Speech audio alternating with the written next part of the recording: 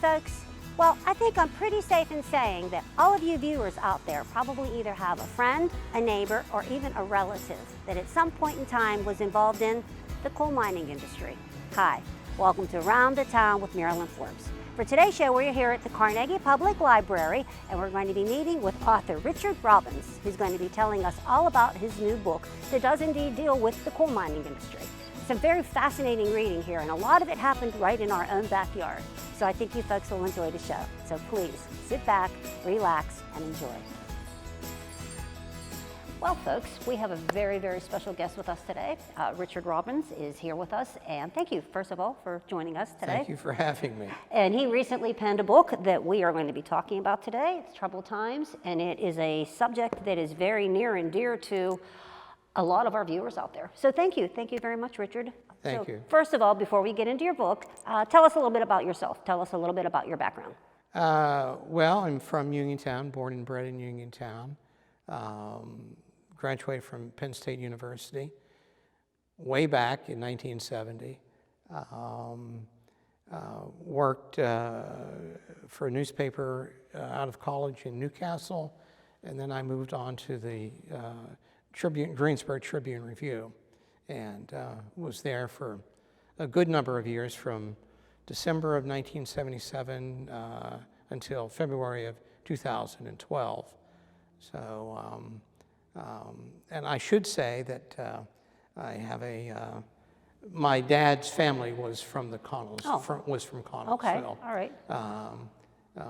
They had Robbins Market on Morrell Avenue, which has been gone for some years now.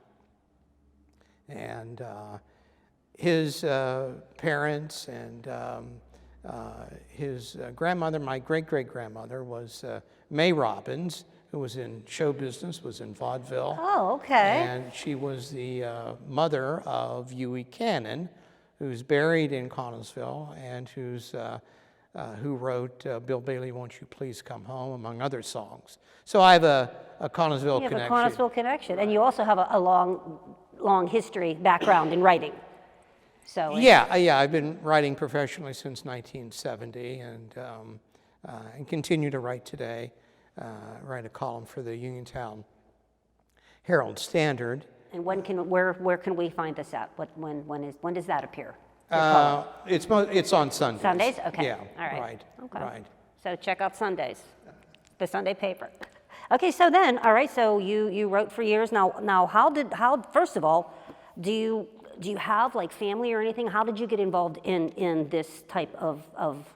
No, I had no one who ever worked, as far as I know, in the coal and coke industry. I've known for a good long time about the labor difficulties in Fayette County and Westmoreland County and Western Pennsylvania concerning coal industry. There was an incident in August of 1933, which is beyond the scope of this book. This is the first of 2 volumes. Okay. On this subject. In August of 1933, there was a strike was going on. There was a shooting at Rowell's Run, which is near Grindstone, which is near Brownsville. 10 or 12 people were wounded. One was killed. The next day's New York Times, it was the top story in the New York Times. So I knew about that. And that's kind of where the first idea of writing about this subject started.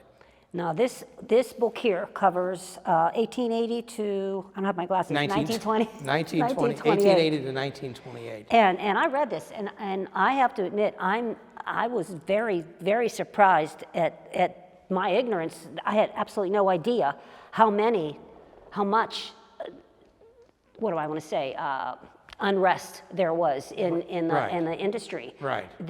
Those of us local, we may have known of the Morewood massacre, which happened, close, but there was just so many different areas. And tell us, tell us about your book.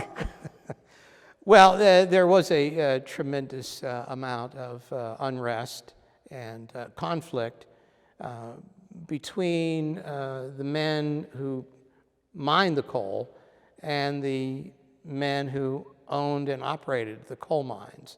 And a lot of this involved the effort by unions, principally the United Mine Workers, to organize the coal miners in western Pennsylvania, which included the Connellsville Coke region, I might add, which ran from Latrobe in the north to Fairchance in the south. It was the Pittsburgh seam of coal. So there was, beginning probably before 1880, but certainly in the 1880s, in this book through 1928, there were strikes and violence and unrest almost continually because of wages and working conditions, and because of the refusal of the mine operators to reckon with organized labor.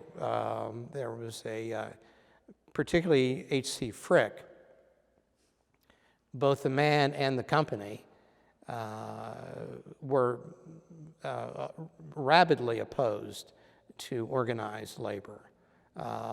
I might mention that H.C. Frick Company was the dominant coal and coke company in Westmoreland and Fayette County. And really, those two counties accounted for the foundation of the Frick financial empire. He was one of the wealthiest individuals of his day. Right. And you think, why didn't he just pay them? I mean, he lived in a mansion on Fifth Avenue in Manhattan. Well, right? he did pay them. He did pay them. Fact is, to a great extent, the Frick Company was paid better wages than most other coal and coke companies.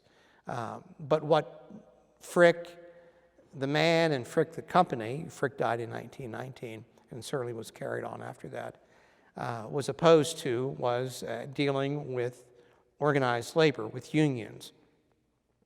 And I suppose in the case of Frick, that's best exemplified by the Homestead strike in 1889 at the steel company, where Pinkertons were brought in, and there was great violence. So that set sort of a pattern, or exemplified H.C. Frick's opposition to organized labor. He just did not want to deal with unions, and he wanted a free hand to run his company as he saw fit.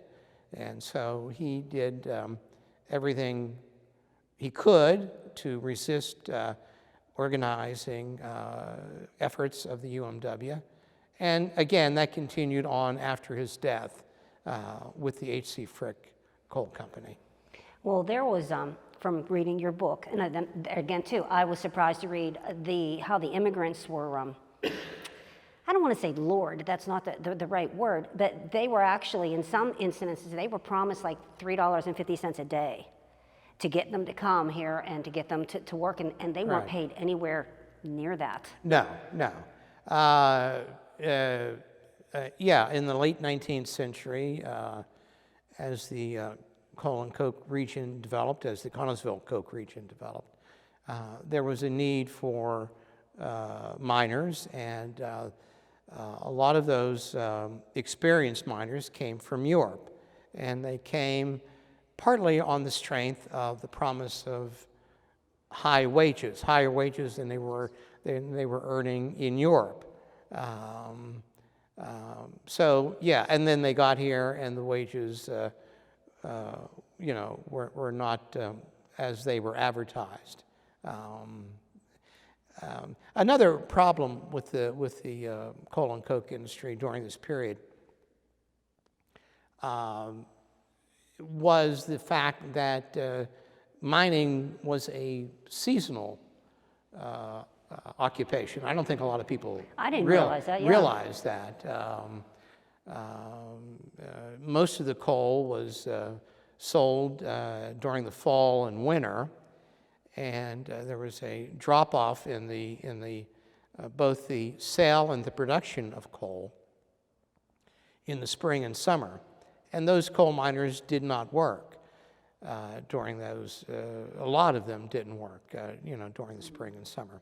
So it was a seasonal occupation. And so that cut into the amount of money that coal miners earned, and had a direct impact on their living conditions as well. So something else interesting that Richard put in the book here that I personally, again, never realized is when a lot of the immigrants came over in the 1890s, they were here not for the purpose of coming and establishing a life for themselves here. They were here to make money to take back home, to buy a farm or to better themselves back in their home country. They weren't necessarily immigrating here to make a life, which I thought was very interesting. Yeah, I mean, it's impossible to indicate the percentage of immigrants who came here intending to move back to Europe after they accumulated some savings. But certainly that was what was going on for a great number of them. And there's a passage in the book, and it takes place here in Connellsville during one of the periodic downturns of the industry. And the industry was closely tied to the steel and iron making industry.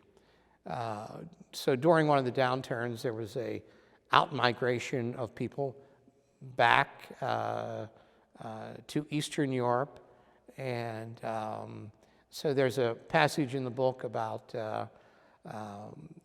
one of the individuals who worked at a bank here in Connellsville who spoke Slavish language and helped the immigrants with their returning to their homes. And then, of course, when the demand picked up again, there was an effort to get them to come back. Get them to come back. And of course, a lot of them may have wanted to go back, but they had set down ties here. They had family here. Their children were born here, so they stayed. And but I think a lot of particularly those who came to work in the coal industry intended fully to return to Europe. I had no idea. Like I said, my own family, my grandfather, my father's father, he came from, we're really not even sure where he came from, but he worked he was a coal miner. Right. And he was here, he established a family, obviously. But like I said, he came to stay.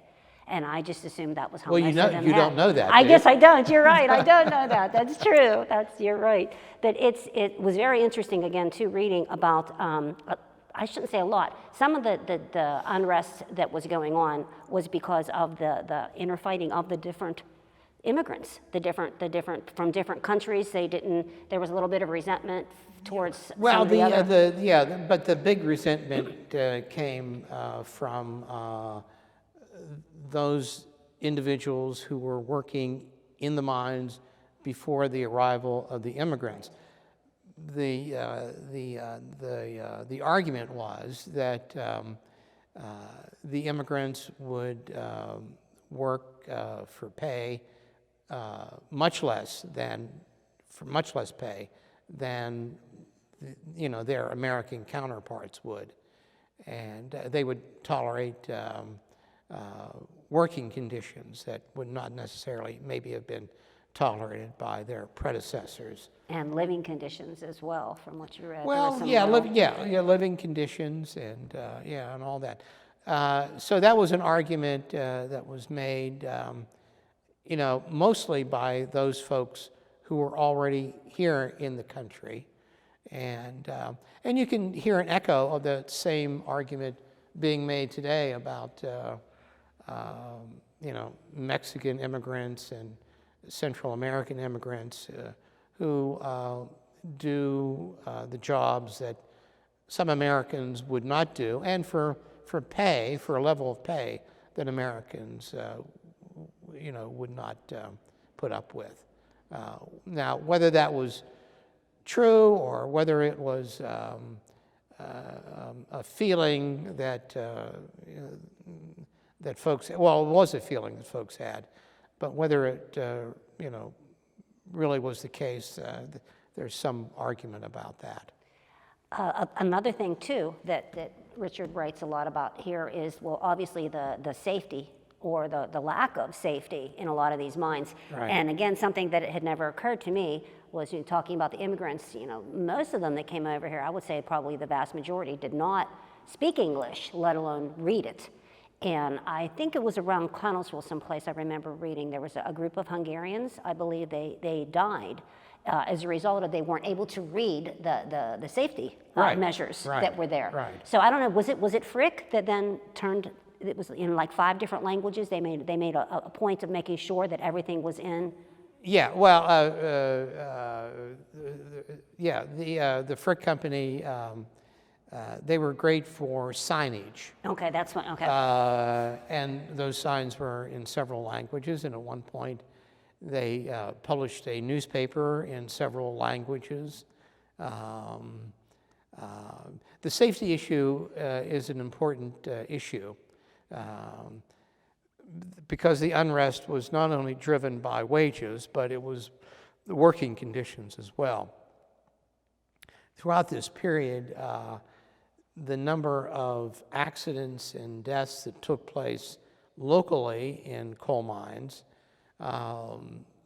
percentage-wise, was much greater than the accident rate, for instance, in European coal mines. Okay. And so there was a great deal of unrest about that. And we hear, I think most folks hear about these large mine disasters where scores of individuals would die at a time. What I think maybe a lot of people don't realize, that accidents and deaths in mines were an everyday hazard, where 1 and 2 a day may be killed. Not every day, certainly, but it certainly took its toll. Not only the big mine disasters, but the everyday slate falls, and there's an incident here of a guy who worked in Lemont Furnace, who died from a horse stampede. Horses and mules were used in the mines. What I thought was really disheartening is, he mentions a lot in here that there were some instances where the,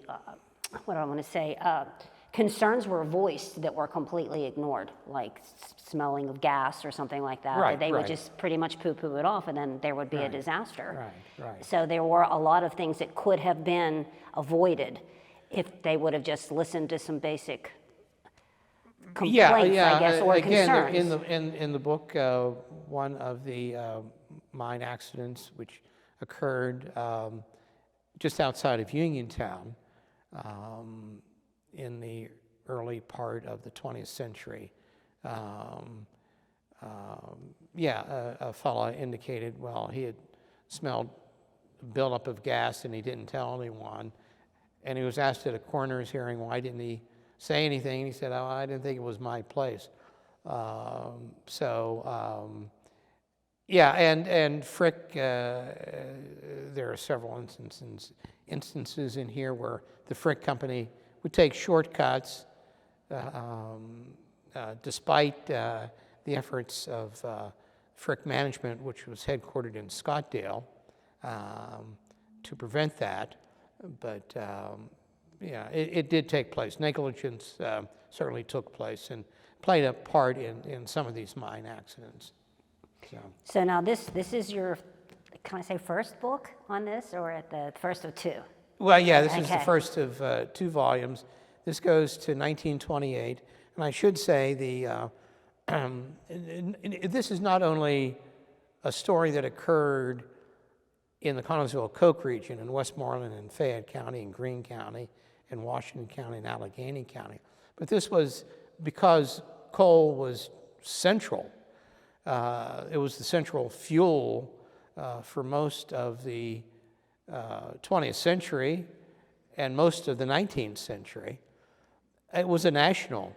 So when there was a strike in Fayette County or in Westmoreland County or in the Connellsville-Coke region, it affected the entire country. And so governors of Pennsylvania got involved, presidents got involved, from President Hayes in this book up through President Hoover. Members of Congress got involved. So this is not only a local story, but it's a national story as well. And I hope that's reflected in the book. Well, I do remember reading this part about Harvard students jumped in, and they were helping when there was some unrest in an area around them. So that's... Yeah, there was a Harvard graduate who had a bent for union organizing, who actually went to work in the coal mines in Somerset County. And so, the coal industry and this whole effort to organize and the struggle, it attracted, a great variety of individuals.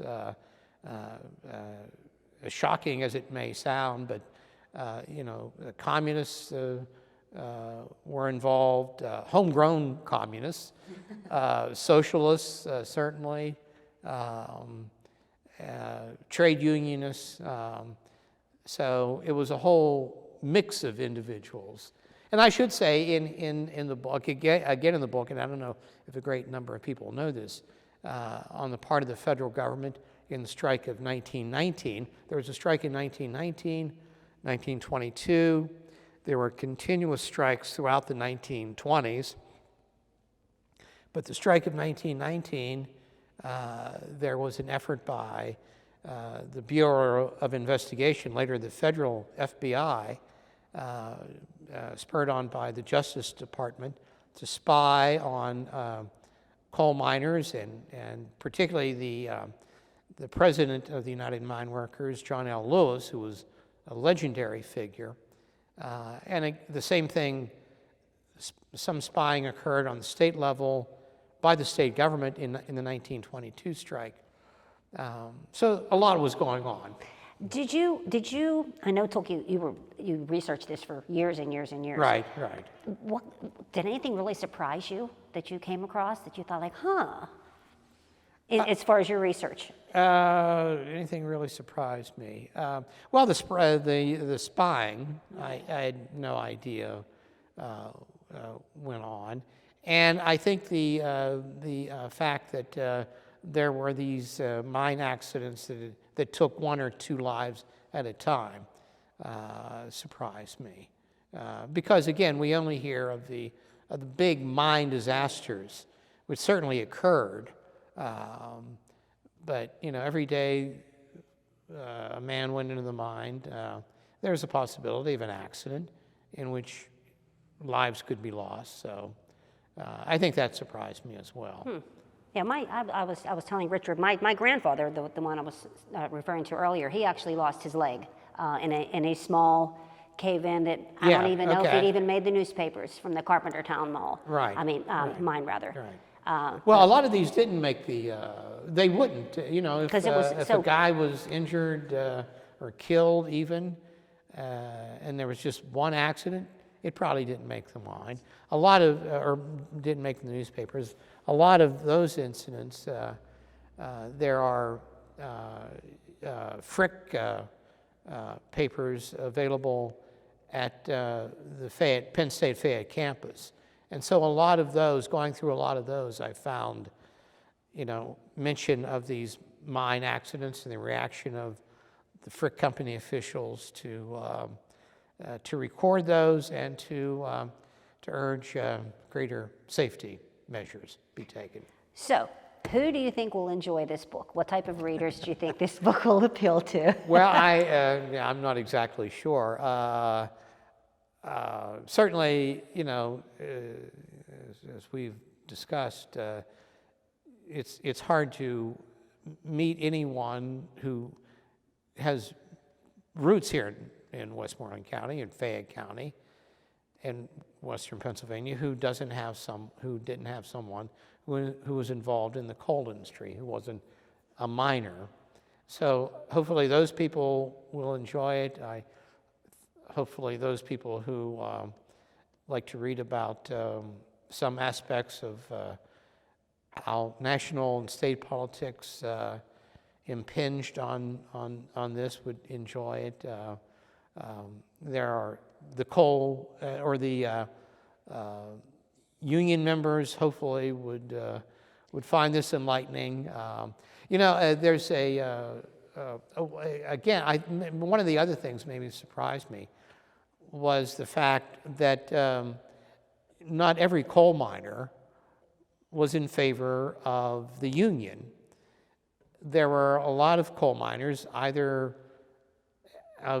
because of necessity, because they needed the money, or because they didn't want to belong to the union, who didn't want to be organized, and who continued to work in some instances. So there was a great clash among the coal miners themselves between those who supported the union and those who wanted to go back and work without the union.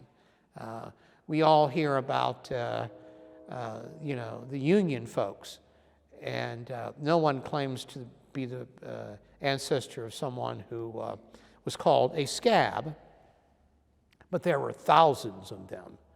And that's one of the points in the book, too, the clash between those groups. The scabs and the Right. regular, yes. Right. That right. Now, there again, too. Now, I was surprised. I Now, don't know if I thought scabs were something new, but I didn't realize that they were, they were back then, too. No. Yeah, it's, I hear on another, you hear World War II guys talk who served in Europe, and they all served under George Patton. Well, not everyone could serve under George Patton. And in this case, not everyone was a supporter of the Union. But they're not claimed necessarily by families in later years. Okay, so then where can we find your book? Where is it available at? It's available on Amazon, and I actually donated a copy to the library, so if someone wants to, and to other libraries in the region as well. Oh, okay. Well, hey, great. Thank you. Thank you for being with us. And folks, this is it right here. Troubled Times. It's a good read, definitely. And I think that anybody that has anybody, as we said, that was in the industry would find it interesting. And even those of you that don't, it's just a very, very interesting tribute to how things have changed for the betterment of people that are working, that needed it. Right. They needed the better. Well, conditions. a tremendous amount of hardship experienced by coal miners and their families, and so they're kind of the real. If there are heroes in this book, they're the real. Definitely real. Right. These are real hometown heroes here. Right. Awesome. Well, right. Thank you. Right. Well, folks, I hope you enjoyed the show. I know I did. I enjoyed sitting and talking to Richard and listening to parts of the book. As we stressed, there's a lot more in here than what we covered. And a lot of it did happen in our own backyard, but a lot did happen nationwide, which I think is very interesting. It's a good read, and it's something you folks will enjoy. You can get it at your local library, or go ahead and get yourself your own copy on Amazon.